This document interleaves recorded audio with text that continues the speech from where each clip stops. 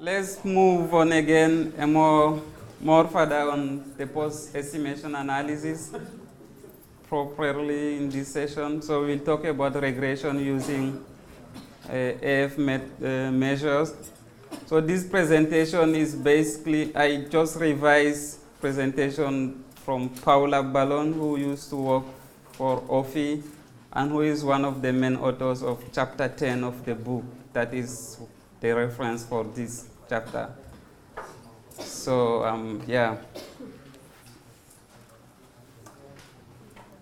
So in terms of reading, so you already have the chapter 10 of the book, so more or less you have everything that you need in this, but for those who are interested in regression analysis in general, you have this book of Cameron and Trivedi, Microeconometrics Methods and Application, where you have like a survey of all the econometrics methods that you need in using microeconomic models, and some other papers as well.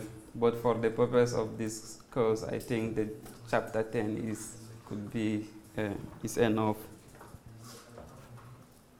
So let me first summarize what we have been doing so far. I think I talked to some of you, like it was too busy and full the last 10 days, so we did a lot of things. And it's just amazing how in just 1 week now you can compute everything. You can have very deep conversation and discussion on how to measure things from normatively into, more practical in data. So we've seen how to compute the M0, how we can decompose the M0 in H, A, how we compute by group, region, by dimension. We have also a session on analysis of association, another session yesterday on robustness analysis and standard error and statistical inference in general, and another session yesterday afternoon on changes over time. So more or less in terms of measurement, we have almost everything that we need. So now what we are doing from today, and this morning Schumann talked also about inequality among the poor, to present briefly the different measures of inequality we have. So in terms of measure, this is more or less what we need to know. So now I will present how you can do more to try to understand the mechanisms behind this measure, because when you measure, this is good for monitoring and evaluation, but from a policy perspective, you need to understand more, to understand how those variables interact each other and what are their determinants in order to have some more concrete policy recommendation. And in the afternoon, in the same light of post-analysis, post-estimation analysis, we will have another session on clarifying concept and communicating result. And then tomorrow, another one on impact evaluation. So from what we did so far, what are we missing? What we miss is, like I say, we are very good so far in terms of saying, okay, this is the level of poverty in this region, this is how we can decompose it by sub-indices and so on. So let's take this example of Indonesia. There is a work done by Mauricio and Paula using panel data in Indonesia from 1993 to 2007. And here in this figure, we have like characteristic of poor household.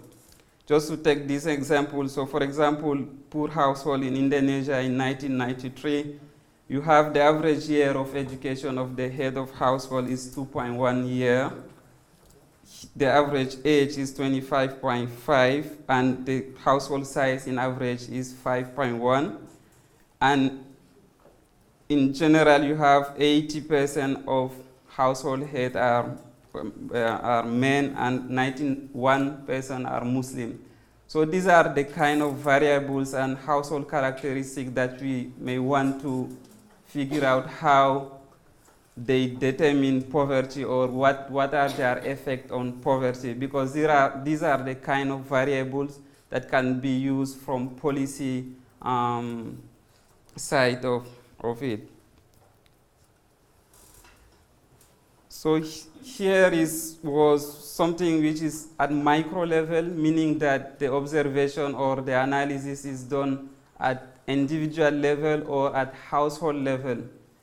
So we may want also to do analysis at macro level when, for example, we want to understand what is the determinant of M0 or what is the determinant of heat-con ratio using some macroeconomic variables also, like, I don't know, public expenditure, infrastructure density, or total fertility rate in the country, these kind of variables. So you may want also to know how these macro variables affect the level of poverty in the country or in the region or in a district. So once you move from individual or household to a more aggregate level of analysis, it could be social or spatial aggregate. So we are doing macro. And in terms of analysis and regression also, whether you are doing micro-analysis or macro-analysis, the type of model that you use is different also.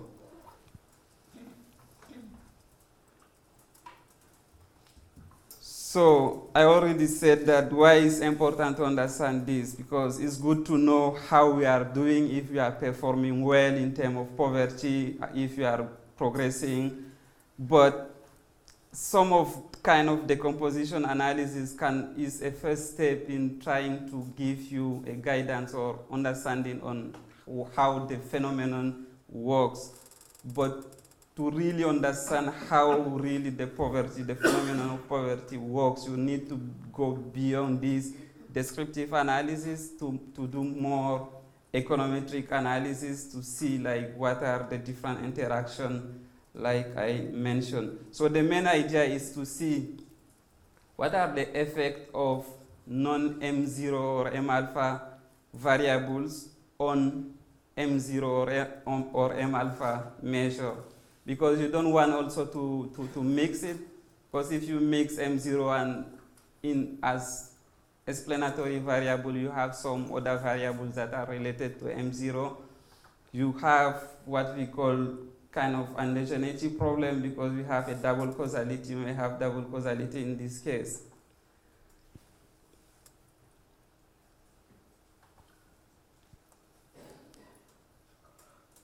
So the objective is to run regression analysis to understand the effect or the level of size of micro or macro determinant of multidimensional poverty. So at micro level, like I said, the unit of analysis is household or is individual. From the global MPI, for example, remember that the identification unit is household. So you have the deprivation score at household level, and you can have deprivation score at individual level as well. So you can use this deprivation score to do micro regression, right? Or if you take the whole list of MPI, global MPI countries, which are this year 108 countries, you can do macro regression, macro cross-sectional regression, for example, on these M0 or A or H. So if you do that, so you are at macro level. Or in the case of Indonesia, from what Mauricio and Paula did, they ran macro regression, but at regional level. So for the same country, you can do also cross-section by region or by any other geographical entities. Is it clear so far? Any things you want to understand more or which is not clear? Let me know.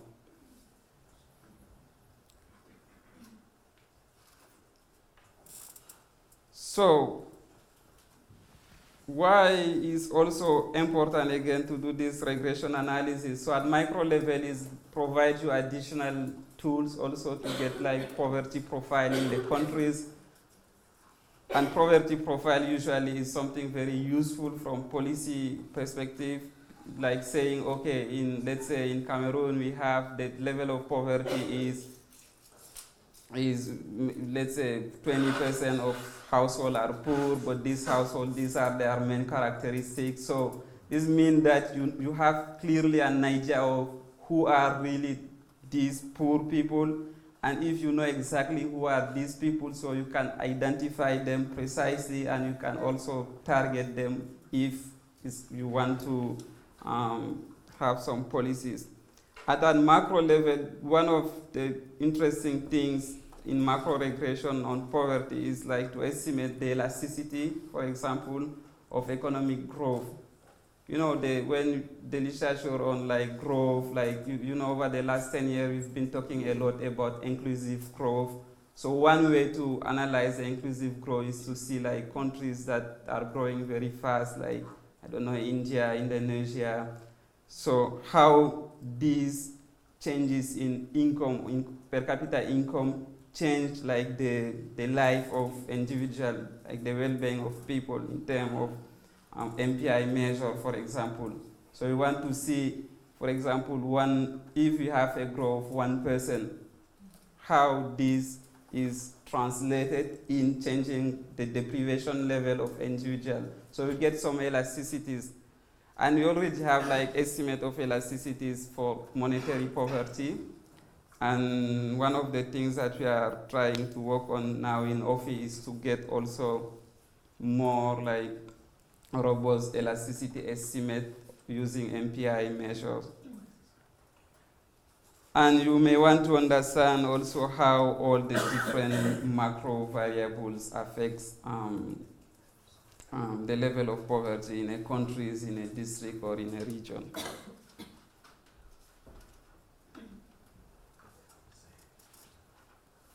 So to be more concrete, so how you do that, to do it, you have, for example, at micro level, you have, if you want, you have two things that you can do at micro level. You can regress the deprivation score over the characteristic of the individual or the characteristic of the household, or you can just regress the status of poverty of the individual or the household over its characteristic also. So this is, in both cases, is based completely on the deprivation score.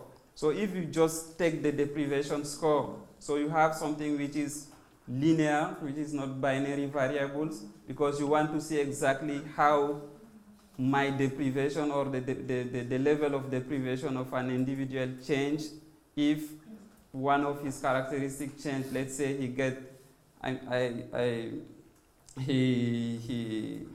if one of his characteristics change, or you may just be interested in his status, whether he is poor or he's not poor, or whether the household is poor or the household is not poor. And to do this, then you need an additional information, which is the poverty cutoff, right? So you will compare the deprivation score to poverty cutoff, and if the deprivation score is greater than the poverty cutoff, so that means that the individual is poor. So you will have to regress a binary variable over the characteristic of the individual. That takes the value 1 if the person is poor and 0 if the person is not poor. So at micro level, you have two things which are not measuring exactly the same thing, and which is also have implication in terms of technical analysis or how you estimate your regression model. Because whether you have like the dependent variable is discrete or continuous, the kind of model that you will use will change also. Or you have at macro level regression model based on M0 or H, which are proportion also. So they are also very specific kind of variables. They are not continuous, varying from minus infinity to plus infinity. So they are censored within a specific interval. So this kind of censored like regression also, you need to apply also very specific model for them. So you cannot just run OLS or just usual usual linear regression. So in terms of how you model this dependent variable or this AF measure, for example, the status of poverty, whether the individual or the household is poor, you have like is a model. You use a model of probability in a sense that before you observe the individual, you just have like an idea of the probability that he may fall in the poverty or not, depending on his characteristic. And you have, so in statistics, so when you have like an observation occurring with just two possible alternative with probability summing to 1. So this is basically the Bernoulli law or the Bernoulli distribution, right? So you have two events that can happen, one with probability p and the other one with probability 1 minus p. Or in the case of M0 of H, it's just a sum of all the events that happen from one observation to another. So for each observation, you have a Bernoulli distribution. So when you compute a H or M0, you are just summing Bernoulli distribution. For those who are familiar, so the sum of Bernoulli distribution is just a binomial distribution, right? But if you are not familiar with that, you don't need to understand it. The main message we want to give here is to just tell you that you can do some micro or macro regression analysis and make sure that you did it in according to the state of art using like, appropriate tools.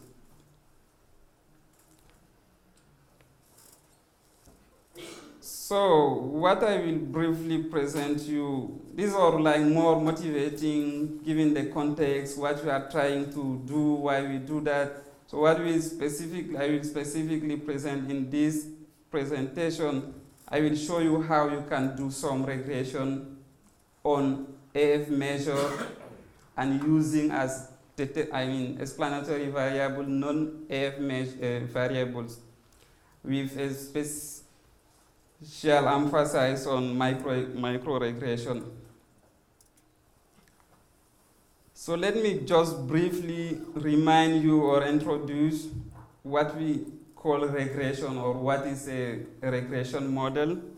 So a regression model is basically when you have in the left side a dependent variable that you want to explain or to understand how it behaves according to changes in the independent variable or the explanatory variable on the right side. So this is a very general regression model where the y here is a function of x. So how my y change if I have some changes in x. And then you add a disturbance term because you are doing statistics. So statistics is not 100% true. So you always have, measurement error, sampling error, estimating error. So you have this error term that can capture this. So this is really an identity. So your y is always equal to what I expect as observing y given x plus some error term. So here, this is a very general form where the expected y is not specified. I let it very general just to let you know that how complex or a regression could be also. And if you specify the functional form of this expected y, you can just doing what we call spurious regression, because you can always run a regression and try to start like like interpreting your result and having also asterisks, because a lot of people, they care just about like these stats on the estimate, whether it's significant or not. So it's significant, I can tell this story. So it doesn't work that way. You need to really understand what is the functional form on we say experience of y given x. So when I observe the explanatory variable x, what do I have to expect from y? Once I know that the household size is 6 individual, the education level of the household head is 3 years, and once I know all these household characteristics, what can I expect as poverty status of this household? So this is more or less the idea of regression here, and it's useful because you want, in terms from a policy perspective, you always like kind of anticipating. So you want to anticipate, for example, what's going to be the poverty level, let's say in 5 years in a country, and you have some dynamics in some of the characteristics of the countries, for example. So you can have the whole story using this kind of tool. So from the general regression model, this is what I think most of the people knows, the linear regression model, where what we did is just we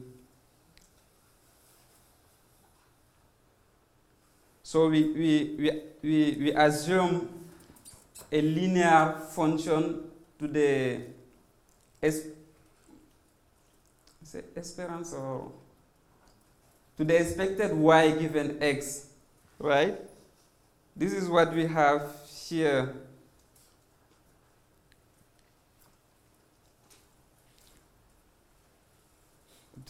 I want to check. Is it espérance? How you say it? Expected, yeah. Expected y given x, right? So the expected y given x is a linear function of x. And here, the good thing with linear regression model, you can, the beta here have a straightforward meaning. So if you have some changes in x, that gives you how exactly you will have as changes in the expected y.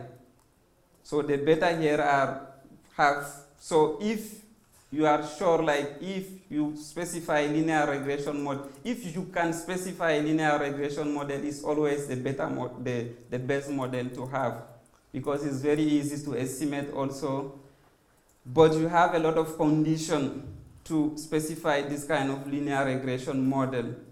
One of them, for example, that apply also to you don't want to have correlation between your epsilon and x. So that's what we call the exogeneity condition. So meaning that your explanatory variables are really exogenous. So they are not determined by something in your system or in your model. They are something really, exogenous to your model. And you don't want to have also correlation between your x, because if you have correlation between your x's, so your estimate will not be significant also, so you have a multicollinearity problem. So you have a lot of things that I will not really emphasize here, but I will just give you a brief idea on the regression model, how it looks like, and if you want to do it, you need to do all these checks and to figure out exactly what is the appropriate specification first and what is the appropriate method to estimate also. So most of the time, we use this linear regression model, but in regression using AF method, I want just quickly to tell you that you cannot use this linear regression model, because remember that all the AF measure that we use, they are censored within certain interval. And the linear regression model, the assumption behind is the y can vary from on R, so from minus infinity to plus infinity, right? So you cannot, so if you want to predict the y using just a linear regression model, you will have wrong prediction because you will predict values that are outside of the domain of definition of your y. So that's why the model you use to do analysis on M0 or H, you need to use the generalized linear regression model. It's very simple. The basic idea is you just like before, you try to transform your y, which is censored, to a y which is not censored using just a transformation G. And usually the transformation G we use is just like the inverse of a cumulative distribution function, because we know that the cumulative distribution function also varies from 0 to 1.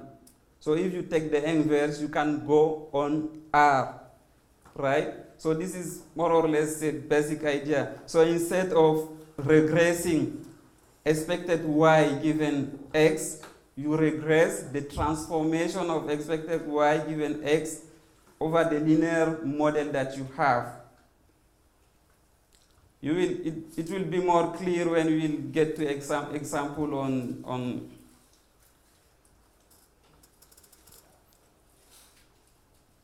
So for example, here, regression using AF method, I already present what you have on the left side. On the right side here, you have like this transformation function G that we can use. So if you are regressing, for example, you are trying to regress the status of being poor over the household characteristic, for example. So you have a binary variable 1 or 0, 1 if poor and 0 not.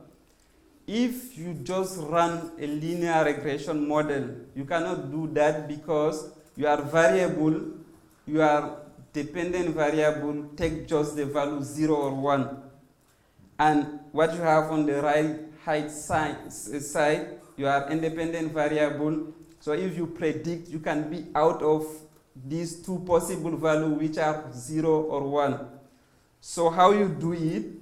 You use then the transformation G, which could be a logistical transformation or a probit one. So if you use the function that you have here, the log of the expected value of y over 1 minus the expected value of y, so the first function you have here, this is the inverse of the logistic cumulative distribution, right? And if you use the inverse of a cumulative normal distribution, you get what we call a probit model. So basically what you are doing when you do a micro regression analysis, you will first transform what you observe on the status of being poor or not using this function, and then you run just a linear regression model on it. I will come back later on that.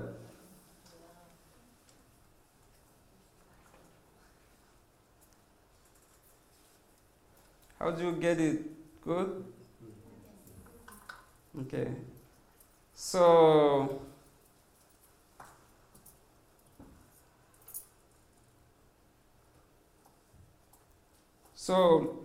at the micro level, so what we do is, like I said, you have two things that you can do. You can regress the deprivation score, or you can regress the status of being poor or not over some household or individual characteristic using a probability model, which is like where which comes to a probit or a logic model.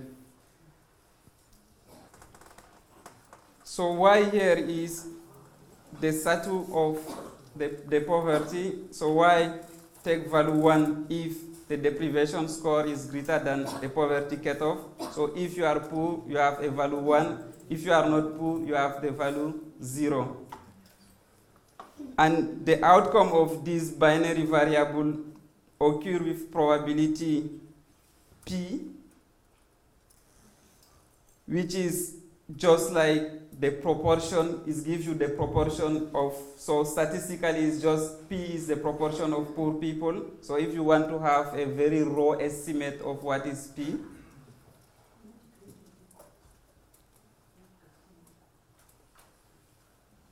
and so like I said, you cannot just run a linear regression model, so you need to transform your Y to using a cumulative distribution, and you can use the normal cumulative distribution if you want to run a probit model, or a logistic cumulative distribution if you want to run a logit model. So let's see what's going on with the logit model. So in the logit model, what you do, you will first transform your P, right? The probability of buying poor. And this probability of buying poor before you get the observation is unknown, right? And when you have your observation, you will compute, so you already like observe what is what does the individual have. So here then you have you apply then the inverse of the cumulative distribution of logistic distribution.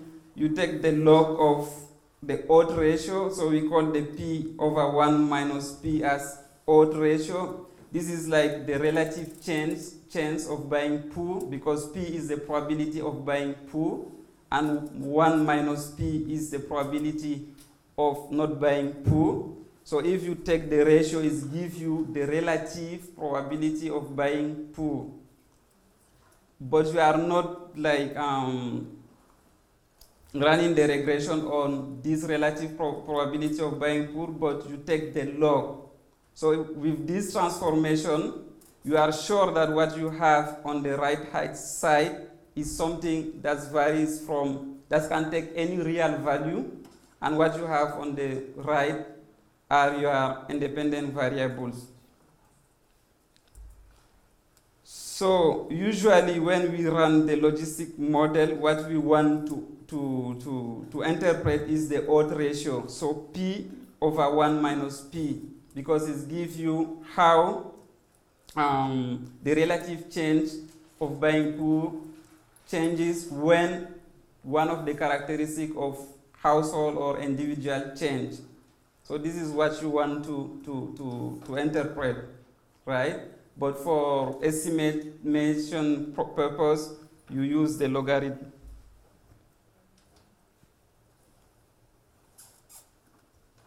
From here,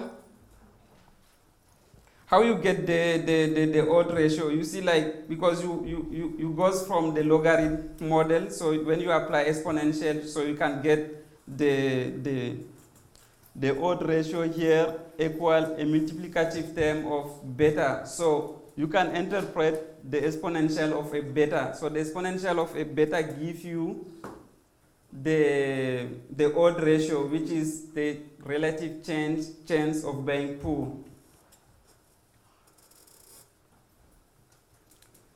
Let's see what's happened with an example. So this is again from paper of Mauricio and Paula on Indonesia. They ran a cross-sectional regression on one of the region, which is the Java region, one of the populous and dense region of Indonesia. And they did a regression at household level, where they tried to explain or to understand the status of poverty in a household using education of household head, the presence of a female head household. So education of the household head is just the number of years of schooling of the household head. The presence of female is a dummy variable that takes the value 1 if the head of the household is a female and 0 or not. And the household size defined by the number of household members.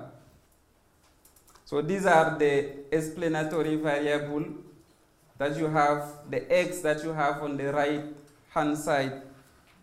And another explanatory variable is the area in which the household resides. So it could be rural or urban. So here also they use a dummy variable, taking 1 if it's urban and 0 otherwise. And another variable is religion, where they have by Muslim is 1 and by not Muslim is 0. So, and they did all the regression checks that I mentioned that we need to do to make sure that all the variables that we are using are completely exogenous, so, and we don't have any endogeneity problem. And they ran the regression to get this table where you have on row here the explanatory variable, and here are the estimates. So basically you are beta. The standard error, remember we talked a bit about standard error yesterday, meaning that how my estimate is likely to vary if for any reason the sample, something changed in the sample. And you have the T to see if your estimate is significant or not, using also from what we've seen yesterday. And then you have the most important column, the odds ratio, which are the exponential of your prediction. Because on the right hand side, you have something linear on all the characteristics of the household, right? So if you take the beta, which the odds ratio are then the exponential of the beta that you have for each variables. So for the year of education, for example, a odds ratio of 0.51 means that you are less likely to be poor if your education level increased by 1. So here you need to compare the odds ratio with 1. If it's greater than 1, this means that the relative chance of being poor is twice, is the chance of being poor is greater than the chance of being non-poor. If your odds ratio is greater than 1, that is what it means. If your odds ratio is less than 1, that means that the chance of being poor is less than the chance of being non-poor. So then you want to compare your odds ratio to 1. So for the education, for example, we see that being educated means less likely to be poor.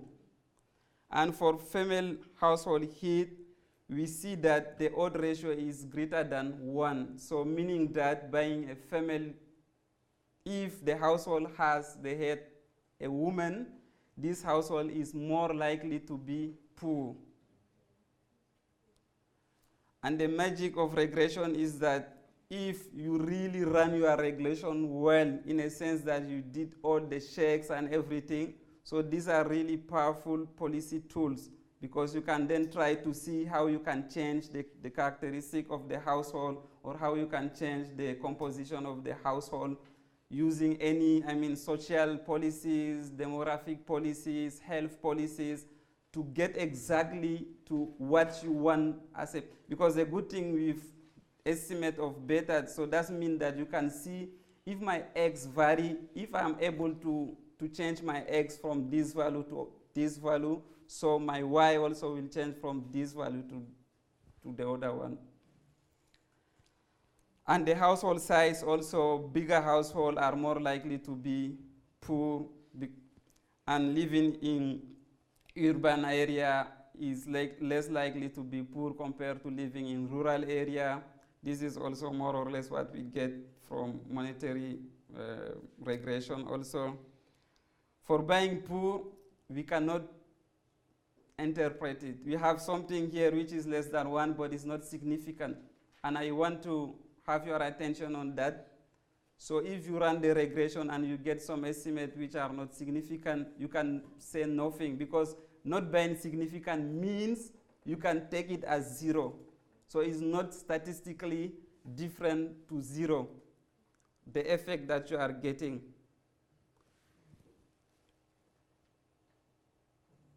Any question?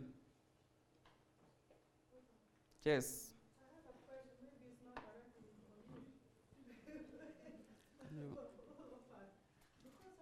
selection of the variables.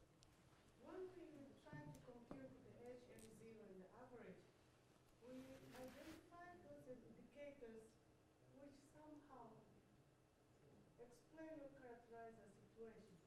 Say for us, child education.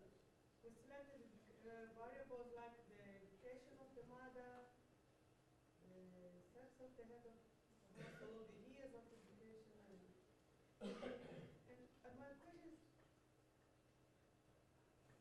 at what moment, how can we separate from the regression? I mean, it looks like logic, but somehow it looks like it's the same. They could be the same. So the question is like we have part of the explanatory variable in X, we have some of the variables that are kind of input in M0 or H. So what I clearly know is that you need to run some statistical test. First, you need like to get the logic of being of this logically to say, okay, this variable, I don't have them directly in my M0 because the way the inter N0 also is depend. It could be in a non-linear, form where you cannot get like some collinearity. Because if you are saying, okay, in the way you identify education at the household, deprivation in education is just based on education of, let's say, I don't know, of the father, for example. So more likely maybe if you use this variable as explanatory, it will not work because you know that is almost linear. But sometimes what's happened, like for indices like M0 or H, you have such a strong nonlinearity to construct them that you need like to run some statistical tests to say, okay, let's say how correlated is the education level of the head of household on the deprivation, or on the status of, because before you get to M0 or H, you have 2-3 different steps. And at each step, you have a nonlinear transformation because you move from being deprived first in education, and then you combine it with being poor in general, and then you aggregate again to get the M0 or the H. So what I think Mauricio is in the room, he can correct me or he can add on that. They run some formal statistical tests to see clearly whether the education of the head of household is exogenous or not. Mauricio, are you there? He's not here. So this is more or less what is happened. So what I say is first check the logics, which are the variables that you think really are the explanatory variable, and then run all the statistical tests. And the first statistical test is just to do correlation analysis. And if you are not happy with just doing correlation analysis, you have some formal exogeneity tests that you can do also.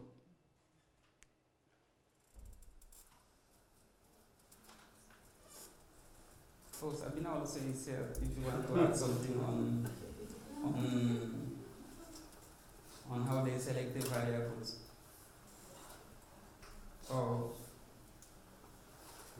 Yeah, it's just the key is the endogeneity, and so it'll probably be the demographic variables in your survey that you'll look at. But then you have to also look very much at the construction of your index, what actually are the relevant variables for it. So there's no, like a lot of these, there are no distinctive features in multidimensional poverty except an extra special check about the relationships of indigeneity. And paying attention to the bounded nature of the left-hand side variable.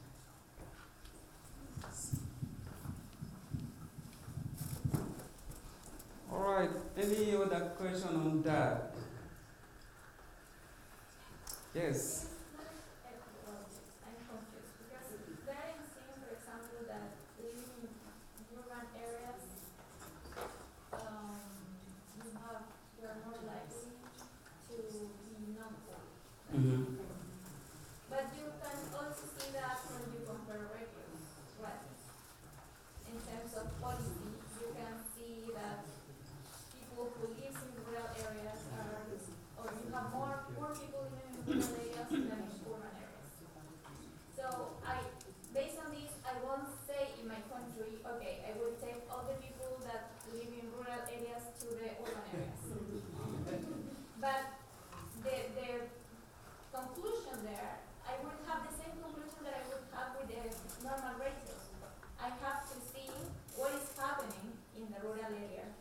more that is different from the urban areas, and how can I address those problems in the rural areas?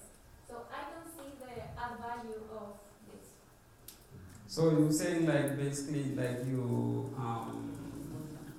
the more important message is just to know where the poor people live. What I see like for policy making purpose, I think it is better to keep it simple with the normal ratios, and you can With the have normal ratio, you said? you can have the same conclusions. For example, if you compare the ratios in the rural areas and the urban areas, and you don't try to send a message like you have here some kind of causality, because I don't, for example, the thing of being Muslim, if it would be significant, you cannot try to change that. I get your point, and if I will give you a response, and if you get exactly what I'm saying, that means you exactly, I'm happy, that means you exactly understand also the purpose of a regression. So the difference between what you just said, just taking the ratio in rural and compare it to the ratio of urban, the difference of doing that compared to what we are doing here is that in the first case, you don't have a conditional expectation. You just have like something without controlling for any other characteristic, right? You can do that. Like you can construct a ratio based on the ratio, based on the ratio. It's almost the same idea than controlling for the other variables. Yeah, that's what you do, for example, when you run just an OLS. Now, what I'm saying is just like when you do a regression like this, you have an estimate that is more accurate than just comparing the ratio that you get from. But what tells you this estimate? No, I mean, the other things also, there is no single model who can give you the whole story. So if, as a first step, you understand that, okay, the problem is more with rural areas, so then I agree with you, you need to go there and to understand. I don't know if you want to develop another model to see how poverty works in rural area. Is it because they lack infrastructure? Is it because their economics, I don't know, is based just on agriculture, primary agriculture, which, you see, this is another things. But here with this kind of regression model, you just want to have a profile, a poverty profile of the country, or I don't know, your region that you are analyzing to say, okay, this is what, if I am in this situation, this is the probability, or, you know, the likelihood for me to be in this poverty statue. And what I know for sure, this estimate that you get from this is better in a sense that they are conditional estimate, because you control for all the other variables instead of just computing them from the descriptive. But of course, you need to have another model to understand poverty in this specific situation, which is rural area, and to see why they have all these problems. Yes. I don't know if this is an answer, but I think it doesn't matter too much about the tool that I'm using. But you're saying that seeing this regression looks like living in people who lives in rural areas is probably less poor than people who lives in rural areas. It counts a lot what is the conclusion. So it doesn't mean that I have to move the people who lives in rural areas to urban areas. It means like I have to work, like policymaker, I have to work more in the rural areas. The idea is that this tool gives me that there are not significant changes. It means like living in rural areas, like in urban areas, doesn't matter because everybody is okay. So I think like a policymaker, I'm looking for that answer. So if it doesn't matter if I use a regression or a ratio. So I'm looking that the people is well in every area there I live. Thank you very much. No, it's just an addition to what the rural and urban dichotomy as far as poverty is concerned. I do agree that at least you might say that, yes, more people are poor in the rural areas. A greater percentage live in rural areas. But of reason also the poverty trends are showing, particularly in my country, that yes, the percentage is higher in the rural areas, 75%, 73% are poor in the rural areas. But also if you look at the rate of increase in poverty, the rate is higher now in the urban area than how it's happening in the rural areas. An obvious explanation to this is because of also maybe rural-urban migration. A lot of people have migrated from the rural areas to the urban areas in search for better living, and they are caught in poverty, the poverty trap. So the rate you might have a high percentage in the rural areas, but at least if you look at also the rate over maybe two poverty studies, you might see that the increment is higher in the urban area than how it's happening in the rural areas. That's only what I want to hear. Yeah. That's also like kind of confirm a convergence hypothesis. Meaning that maybe if in that model we use variables that we could change with policy, so maybe we can take conclusions of work at the variables that could have a greater impact in the poverty, more than, for example, being Muslims or living in urban and rural areas. As I always, as economists, and the problem is always when you are doing a research or statistical, you need to know, because it's always start from the objective. So it's always depend on your objective. If your objective is just, let's say, because the objective of this kind of analysis, again, is just to get a poverty profile. You just want to know how are those households who are poor, how these things change according to this. But if you are more interested, let's say you want specifically, you are trying to identify a very specific policy action, you are worrying, you see what I mean? And you are trying to see what is the most efficient way to do it. Of course, you need to go beyond this. You need to, it can be also combined to more. So you need it's always depend on what you are looking for. But here, what I want you really to get as a message is just to tell you that you can, once you get your M0, your A, all these measures, you can go beyond and do some econometric policy model. But of course, it's not easy. It's not an easy task. You will not just sit somewhere and include all these variables that you have here and you run, boom, is done. No. It's always there is a step where it's you need to identify exactly what are the set of relevant variables. The relevant variable may have some statistical problem, and this is the other problem we have, because most of the time the properties of your variable from policy perspective and from statistical perspective are always in conflict. So you may want to have one variable, but it's a kind of variable that is correlated with everyone. Once you put it in your model, so all your estimates just explode. Or you have another variable which is very policy relevant, but you put it in your model, statistically you are not getting exactly something significant, it have no effect at all. So here, just to tell you, this kind of regression model is the simple way of doing things. So if you want really to do some regression which are very complicated, in the frontier of regression analysis today, we are doing, for example, more experiment, field experiment, this kind of thing. So because we realize finally that it's so hard to get really exogenous variable most of the time.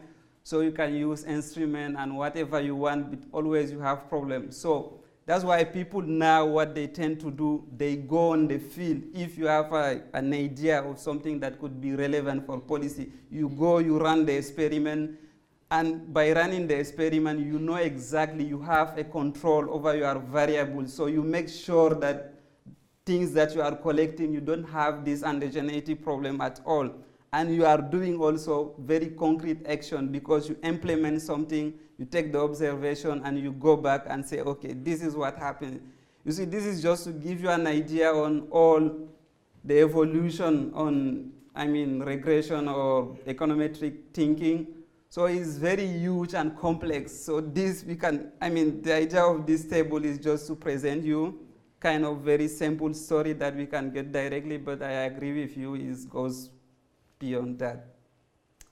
All right, so let's move a bit further and we can come back later. So here is, for example, the predicted probability of buying poor is another way to present the result. So instead of presenting the odd ratio, when here we present the predicted probability of buying poor compared to the level of education of the head of household. For rural area and urban area, what we see is like this convergence towards zero. So when the household reach certain level of education, so the probability of buying poor is almost zero.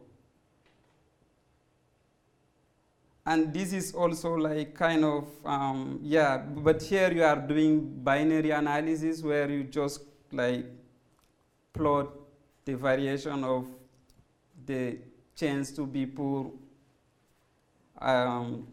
following like changes in year of education. And you can do it like, because today you have very strong computer programs, you can do 3-dimension to add another variables and to see, okay, if given this level of education of household and these other characteristic of household, let's say size, how the probability move also. Yes?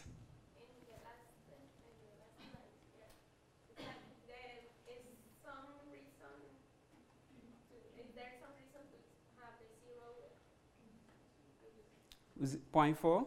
Yeah, it's 0.4. Yeah. Is this the same as the regression for the correlation between poverty and education? Sorry? Can this explain the relationship between correlation between education and poverty? These graphs? Yeah. Because here you have the predict. Remember that from the Logistic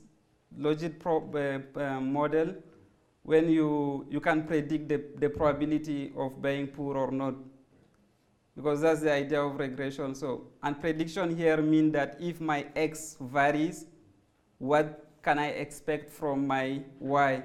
And the x here that you have is just year of education, because remember that among the explanatory variables you have the year of education. So if my year of education varies here, how the probability of being poor change? That's why you have something which is decreasing.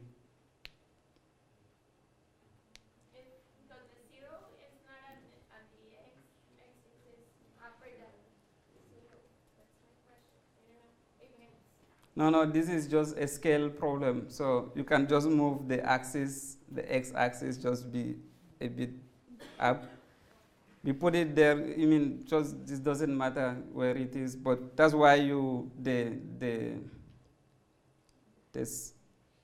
curve, they don't touch the axis because the 0 is a bit up.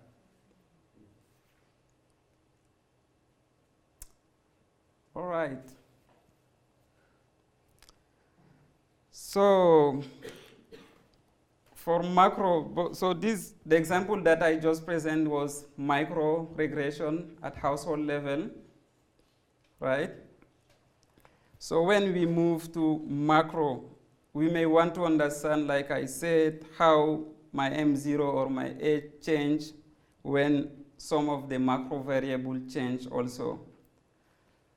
And this is just an example, but I will not very much emphasize, but where you have this point plotting the relation between MPI and GNI, the growth of the relation between MPI and GNI per capita.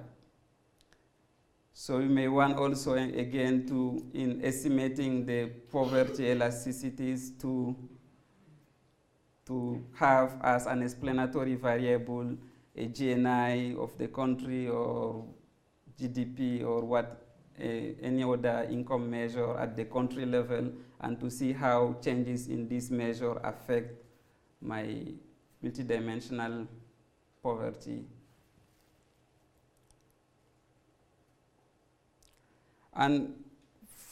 And here, so for at the household level, we have, when you use estimate, we use the probit or logit, like, because we have this problem of binary variables, and you did a transformation to be sure that you can use a linear model.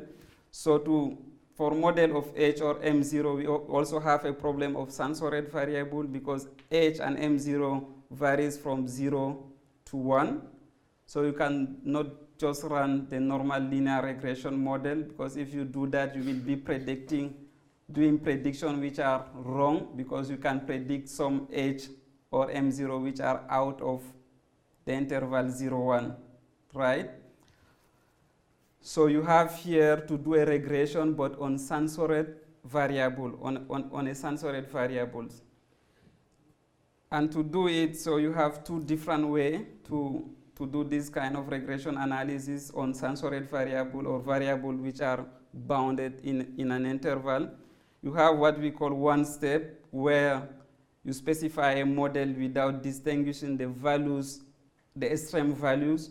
So let's say in the case of H and M0, your interval is from 0 and 1. It could be also 0, it could be also 1, or any other value in between. So if you specify a model where your interval is, and I mean you don't make a distinction between extreme value at the value that you have inside, so that this is the one-step model. And if you specify, like, okay, the way I modelize value that I get inside the interval is one model, and then I will model also value on the extreme 0 or 1 as another model, then you are doing what we call a two-step model. And usually is the economic foundation that justify which kind of model that you use.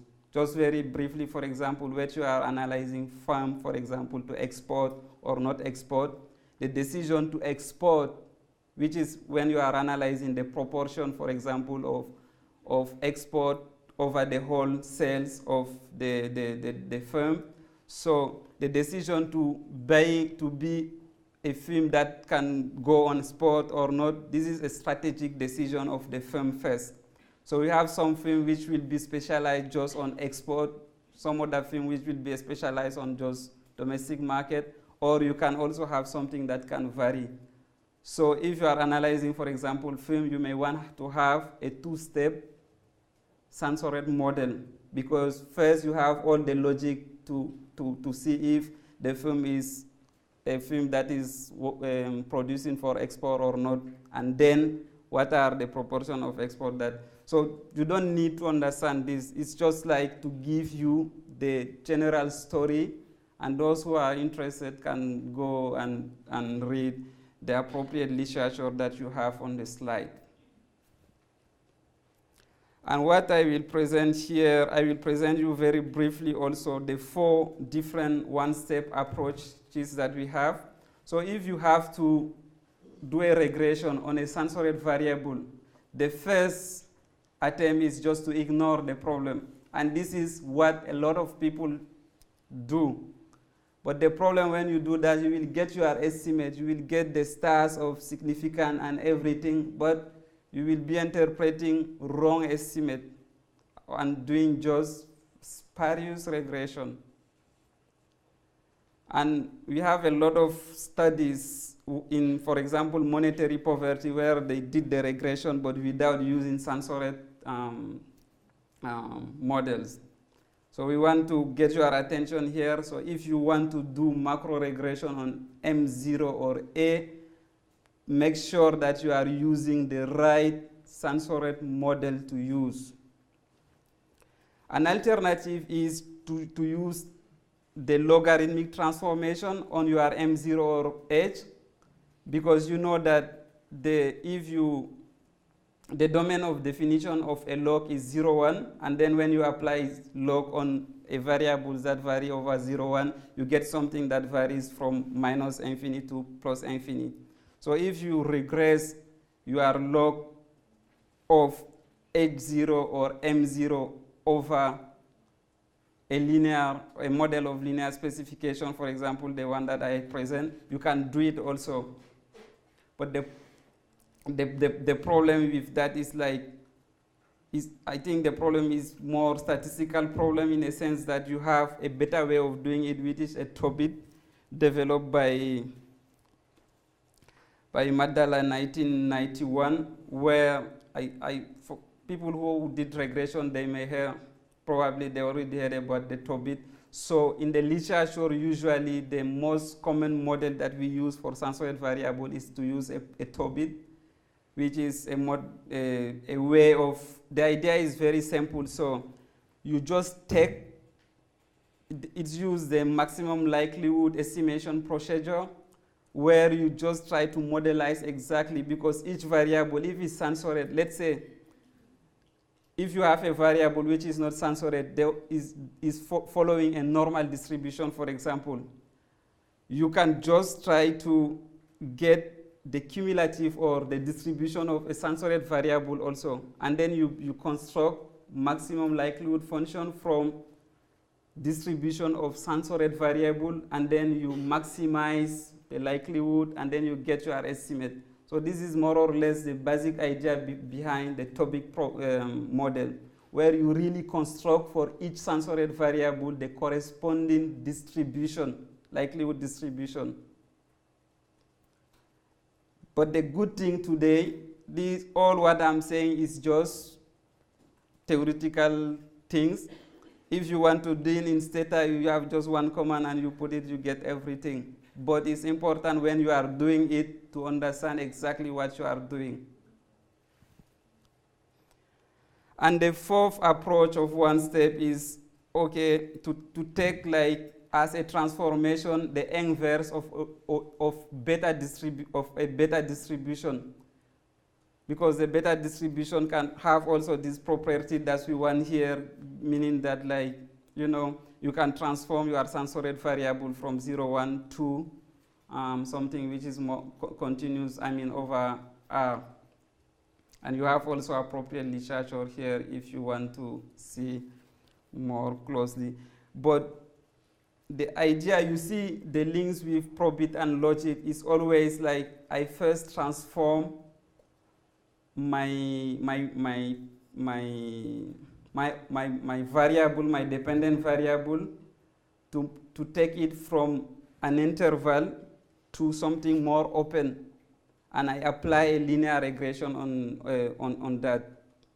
So how you do this transformation is one of the main steps that you need to do right. So if you want to do AF, to regress any AF measure over a set of explanatory variable, what you may want first to check is to see what is the domain of variation of my AF measure. If it's not, and all the AF measure that we've seen here, they are all bounded on a certain interval, and then you need, depending on if you are analyzing the status of poverty or H0 or something else, do the right transformation that you have to do. And then you can specify something linear on the right-hand side after having checked all the exogeneity problem, the policy relevance, and any other kind of checks that you want to do. Is it clear?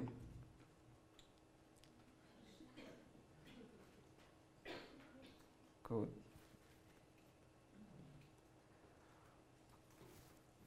Okay, so to summarize, we have very briefly present how to do a regression using deprivation score.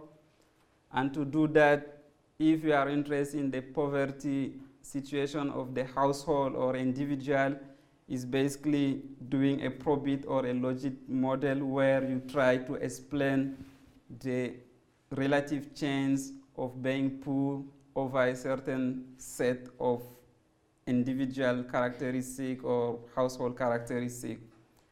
And we've also seen how to do regression for H or for M0, and that this regression needs also specific treatment in a sense that they are all fraction and proportion just varying from 0 to 1, so you need to also transform first the y, which is m0 or h, to move on a domain of definition that can take any value, any real value. And I present the 4 different manner to do that. And sometimes you may want also to see at the same time how the determinant of monetary poverty and of MPI at the same time. So then you will have 2 dependent variable. Let's say you have at individual level, you have the stature of buying MPI pool, and the second variable is the stature of buying monetary pool. So you have 2 discrete variables. So then you can apply also a B-profit, which is just like bivariate profit model. Depending on how you want to estimate it, also theta is, you can do it very quickly with theta. Or you may want to study dynamic over times or doing panel data. But the problem with panel data, I mean, at macro level is more common because the observation, you have yearly observation, and you have a set of many countries, many regions. So it's very easy at macro level. But at micro level, most of the time it's too complicated because you've seen, for example, for the global MPI, most of the time we use DHS and mix, which are not like yearly, and you cannot really to get a panel with, and it's not panel also. So, but just to tell you that depending on what you want to analyze, you can do also some changes over time in regression as well.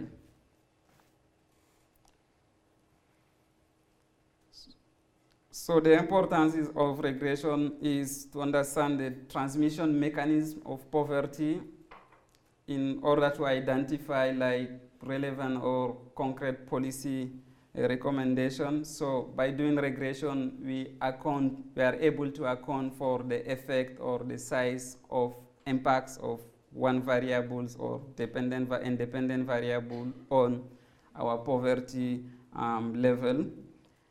So it allows us to analyze all the interaction again between M0 variables and non-M0 variables, and to see how to draw from these some like policy guidance and strategies. So this is what so it's not because, so it goes beyond measurement. So when you measure from measurement, I already said by doing all the decomposition analysis and with all these complex descriptive analysis, you get the story. You get like a first sum of the story. But if you want to understand the rest of the story, you need to go beyond that and to like,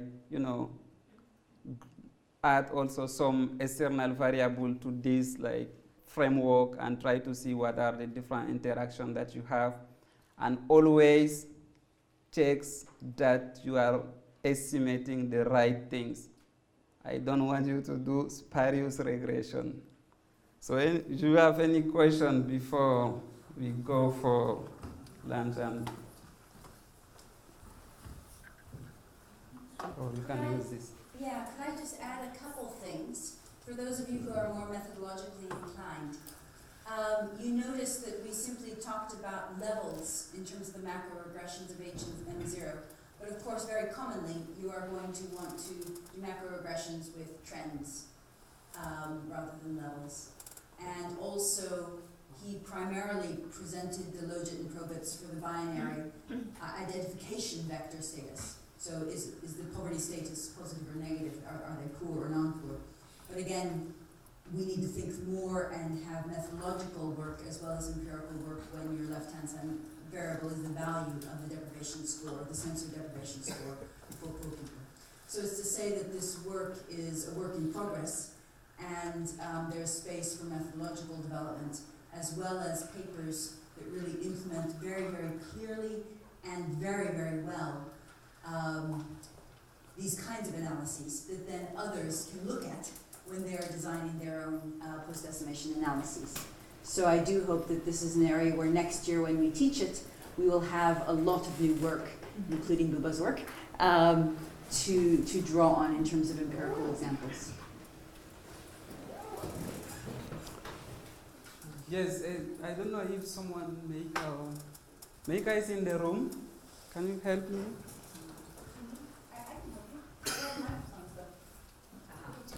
Thank you.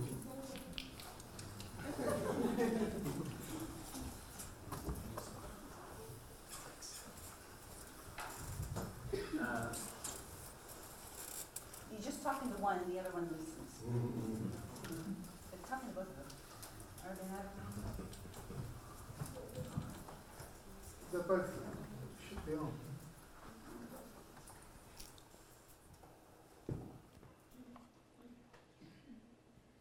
My question is, It's not on, so make sure that you have the red things on. Is it red? my question would probably be simple, but it would somehow be important also. When you interpret the results, did you fix the reference groups or by selection or by just automatic? I didn't. I mean, can you repeat, when you please? compare, when you interpret logit or probit or tobit model, we need to set a reference group, and the interpretation is usually against the reference group. The reference category in the variable or the reference group? I'm not sure I'm getting what you're saying. Yeah, in the variable. The reference category in the variable, right? But yeah, here is by non-poor, so we just analyze by poor. Yeah, I think he means that when you are analyzing the probability, you have to, for example, use the mean or the median for each of the variables. So maybe he's asking that. When you want to. Are you asking the way we interpret the beta or what?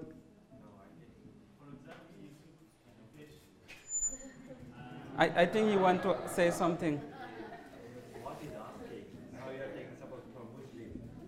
Yeah, for example, you take educational attainment as one of the explanatory variables, and I saw a result, and you interpret. Where you have the graphs?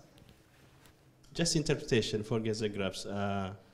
There is a value, a coefficient, and there is a standard error, and there is the okay, the odds table, ratio. the regression table. Yeah. Okay. So when you interpret, when the educational attainment increases by 1 year, the poverty status or level decreases by 0 point something, this interpretation.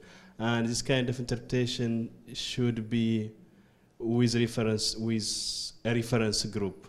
Otherwise, how do we compare 1 year increase of educational attainment or decrease against the other?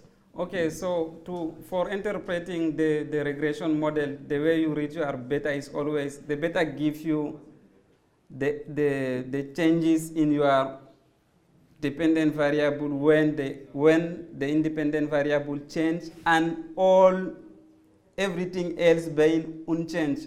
So when I say, for example, education level increased by 1, that means that no matter where you come from 2 years of education to 3 or is from 3 to 4, the only thing, because you have here marginal changes, by maintaining all the other variables or household characteristics unchanged, and no matter also what are their level. So you are all, so the beta gives you just marginal changes. But you have to fix the level.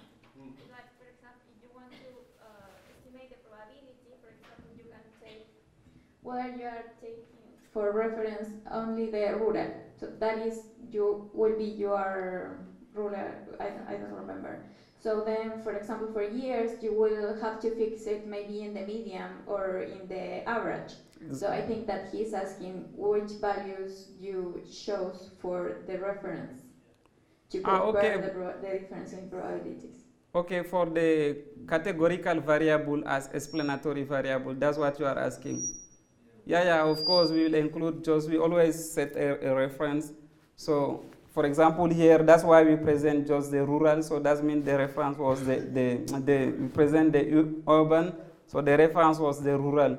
So the coefficient you get is like the effect of being in rural situation relatively to the alternative, because you cannot put the two, because if you put the two, you have like 100% of collinearity.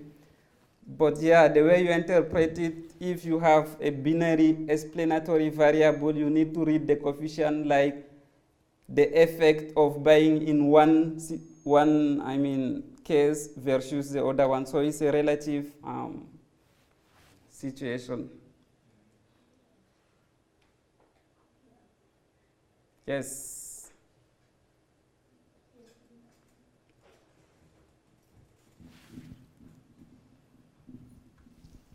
Yes. Looking at the computation of MPI, MO, H, and A, we are using information from one survey. But if you want to do this regression analysis, all the independent variables that we have, must they come from that survey, or we could use variables from other surveys to predict the Y? And then, because we are, for MO, we are using variables that are exogenous to the Y, which are not necessarily from the survey at all. So I'm trying to see whether we could use other variables from other surveys to predict the Y. Okay. You want me to answer that? Or I can give a first response and then you add something. To do this, because what you are saying, the ideal situation is the one where you will have in the same survey all the variables that you want to use. Because by doing that, you are minimizing the measurement error, because for example, the bias that you will introduce, you have in the surveys, you will have it for everyone. So the kind of bias that you will have will be reduced. So ideally, this is but most of the time in regression is sometimes you cannot have all the information that you want in the same survey, so you combine with other surveys. But by doing that, it's from my understanding, it's more likely you increase your measurement error, because at the end you just want to minimize the measurement error, meaning that you are quite sure that the variable that you are measuring is exactly that one. Sabina, if you have something to add. Yeah, I think you distinguish the macro-micro regression. So the macro, you can use any data sources that you have for the units that you're using. So let's say your country has 39 states. So you can use any variable which you have in a panel macro regression for each of those 39 states, right? So that's easy in terms of the macro. You can combine different data sources, but the requirement is an entry per state or other regions that you're using. If you're doing the micro, then the reason I wanted to take this on is that it's an interesting area for innovation. Let's say you have an environmental data on pollution, and let's say you have the GIS coordinates of your clusters and of the households even. Then you could theoretically do a match exercise and give each household the pollution of their area. So merge the data sets by that. Or just like you could for a measure. Or similarly, if you want to have access to a road and the access to road comes from administrative data, again, you have to think of, are they from relatively the same period? Does everybody who has theoretical access to the road have real access to the road? So there are questions like that. But if so, you could use that administrative data and again, the geographic data from the survey if you have that data present. So there are different ways of enriching your variables, just as we talked about very briefly early on, of enriching the variables for measurement by using environmental data or other data sources. This is an area where I expect very active innovation over the next few years. Both in combining administrative data and household survey data and environmental or satellite data and the survey data. So it's important just to have it on your mental map.